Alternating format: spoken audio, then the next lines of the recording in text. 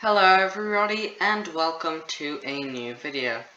In today's video we are going to be looking at what would happen if China made an empire. Now, in the last empire video we saw that India made this empire from northern Pakistan all the way to Myanmar and Comoros. And I also did a collaboration with Build Guy, which was finally an audio description of what happened in What If Australia Made an Empire. But anyway, we are going to be looking at what would happen if China made an empire. So, we are going to be giving China some, buffs. Because, yeah. And their first target is going to be none other than Taiwan. Now, this is a very obvious choice. For the sake of the video not starting with a massive world war, let's just assume that the United States does not come to the aid of this country. But anyway, we see Chinese troops pouring in to Taiwan, capturing areas in the eastern part, and just doing well. They managed to capture Taipei really quickly, and soon after the entire country collapses. So let's take a look at the peace treaty. So as you can see here, the entirety of the ROC, or Taiwan, has been annexed by China. So, sorry to people who were hoping for Taiwan to win, but, yeah. So, anyway, the next target of China is going to be Mongolia. Now, Mongolia is basically just desert. So, in the eastern parts, they do quite well, just taking all the land that they can, because, they can, and just generally Chinese forces push into Mongolia rather quickly. I think the capital's around here. So that is what they are going to be aiming towards. And eventually they capture the capital city of Ulaanbaatar, I think. I'm not sure if it's pronounced like that, but it's definitely how it's spelled. Well, anyway, let's get back to this, and we can see Mongolia isn't doing well, and they decide to just surrender to the Chinese. So, I guess we're going to be looking at a peace treaty for this as well. So, as you can see here, all of Mongolia has been annexed into China, and it seems as if they're trying to bring back the Qing dynasty, except they're missing Tanatuva, which is over here, but they're not gonna fight Russia over that. But anyway, we are going to be seeing the next country that they are declaring war on. And unfortunately for the Vietnamese, it's Vietnam.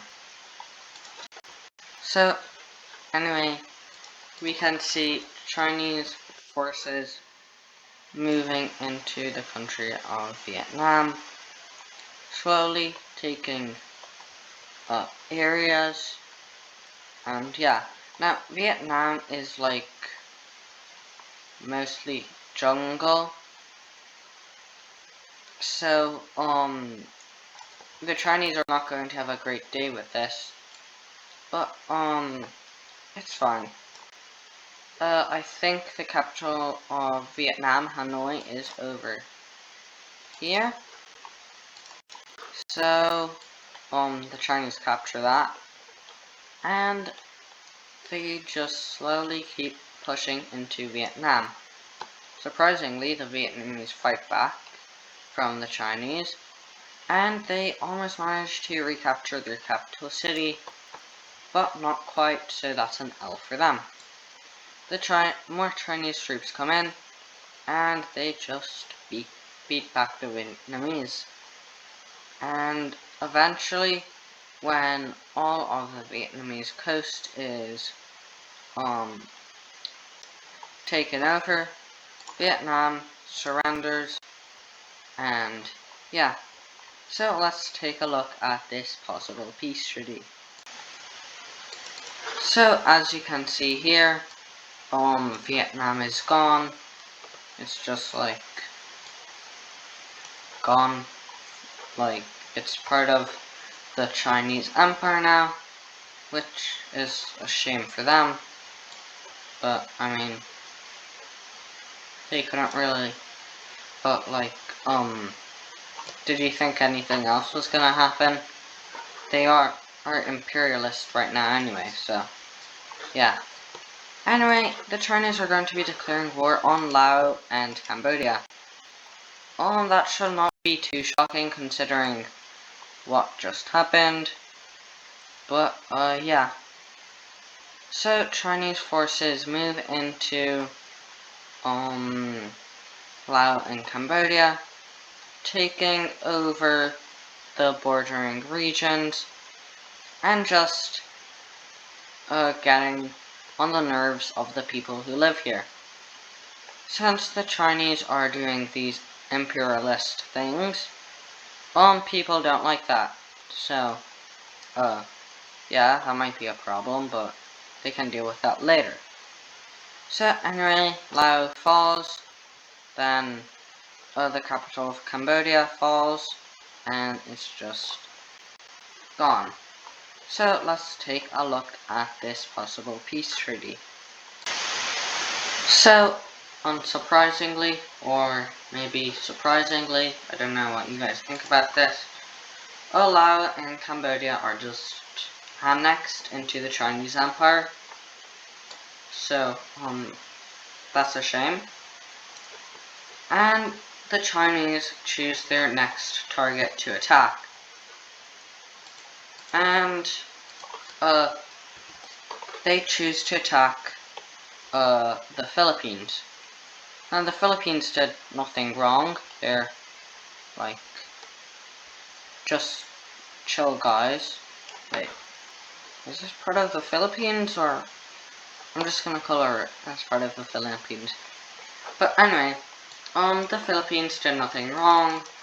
They're chill guys, but the Chinese want to attack them, you know, because they can. That's very Chinese of them, but whatever. So anyway, Chinese troops start pouring down into the Philippines, taking over this northern island, which I do not know the name of, and also taking these islands. The Chinese troops are doing some island hopping and are getting dangerously close to the capital of Manila, unless I've already colored it in. But anyway, the Philippines falls,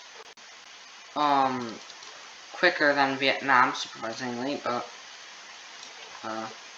still, they fell. That's kinda sad. And we are going to be taking a look at a peace treaty here. So, as you can see here, China has annexed, the majority of the Philippines. So basically, all the, I'm not sure if I should call it the South China Sea, because that name is pretty controversial, but basically they have complete dominance over the northern part of the sea, which is probably what they were going for. Now, the next thing we see the Chinese doing is allying with the North Koreans. Why North Koreans? Because, yeah, they like North Korea. It's pretty It's pretty strange why they like North Korea, but like, I'm not gonna be one to judge. But anyway, after we see them allying to North Korea, we see them attack Kyrgyzstan. Why are they attacking Kyrgyzstan? I think it's for the same reason I supplied for the Philippines. Because they are mean and they like conquering countries. But something surprising happened when the Afghans decide to just join the war. I don't know why they did this. They weren't meant to, but they did it anyway. Wait. So anyway, Afghanistan is going to be joining this war, which is genuinely an L for Kyrgyzstan. They needed all the help they could get, and then they're not gonna get any help, like, at all. But, Uzbekistan is like, hey, that's mean. You can't be doing that to Kyrgyzstan. So they're like, we're going to join the war on Kyrgyzstan's side. So, we have like a massive war going on in Central Asia now. But that's like, fine. Anyway, we see Chinese forces dig deeper and deeper into Kyrgyz territory, just like conquering stuff, cause they can, and cutting through Kyrgyzstan and splitting it in the middle, and invading into Uzbekistan. We also see the Afghans make their own pushes, taking these lands in Uzbekistan, and splitting Uzbekistan in half as well. Now, since Kyrgyzstan is completely split off from Uzbekistan, they just lose a bunch of stuff, and they are not doing very well. Finally, Kyrgyzstan collapses, and then Uzbekistan is like, I'm not gonna deal with this, I surrender. So, yeah. Let's take a look at this peace treaty. So, let's take a look at this peace treaty. We can see that Afghanistan took a lot of land, and so did China, and Kyrgyzstan is gone. Which, might be sad for any Kyrgyz viewers, but I sincerely doubt that there are any. And also, Karacal Pakistan breaks away from Uzbekistan, because, they want to. And these are actual borders, like, these are the actual borders of Karacal Pakistan. It's not something that I drew to get on your nerves, it's like, actually this disgusting. So, yeah. But anyway, this is our Chinese Empire. And they have one more goal left in mind. Well, no. Two more goals. Their first goal is to attack Myanmar. Now Myanmar did plenty of wrong, but like, they're good now, they're democratic because, India fixed them, I guess, in the last video. But, yeah, it does not seem to be going that good for, Myanmar or Burma. I don't know which one to call it. I guess Myanmar is better. So anyway, Chinese troops move into Myanmar, and they just capture this entire area really quickly, because they're still rebuilding from, the Indian Empire, and they just collapse really easily. And then their next goal is South Korea. Now, South Korea is a great country. I've never been, but like, the Chinese are like, the DPRK is true Korea. So, yeah. Now, in theory, this would cause global war, but since I don't want it to, it's not going to happen, right? So, yeah, no global war. But what we do see happening is Japan, getting involved. So, oh, sorry. I know that might be a bit hard to believe, considering that Japan was, like, had, like, owned, Korea, but they're friendlier now, I think. Maybe. Anyway, we can see that the North Koreans attacking the South Koreans in such a fashion like that. And just, yeah. Seoul is around here and Busan is over here. And, you know how North Korea has nukes? Yeah, well, we're not going to be using them in this video. But, like, if you think I should add, nukes, then do let me know.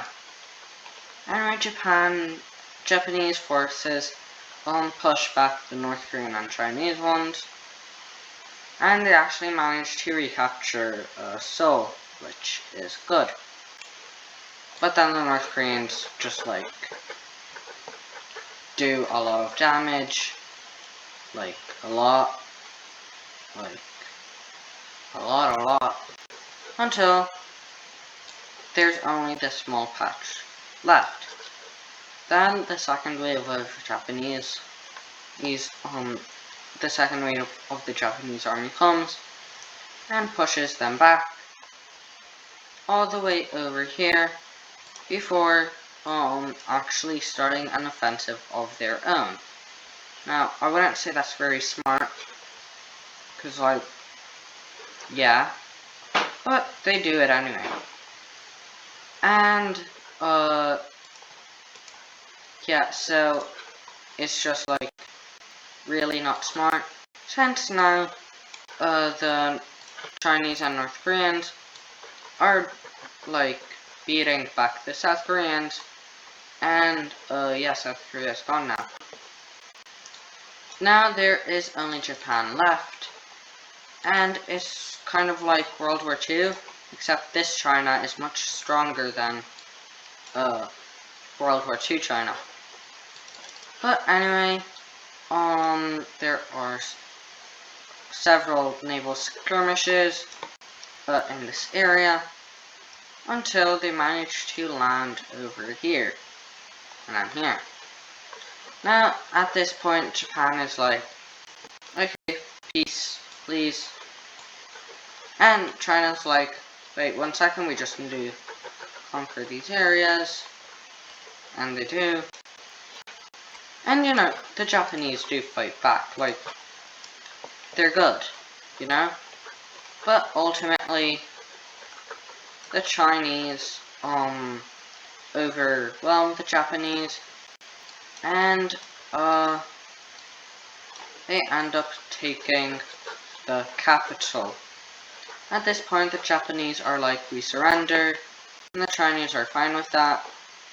So let's take a look at this peace treaty. So, the first thing we can see is that, China completely annexed, Myanmar, creating this horrible looking border. But, like, I removed this horrible border, so, that's fine. Then, let's take a look at the mess that Japan has become. So, it has been, so, South Korea is now North Korea.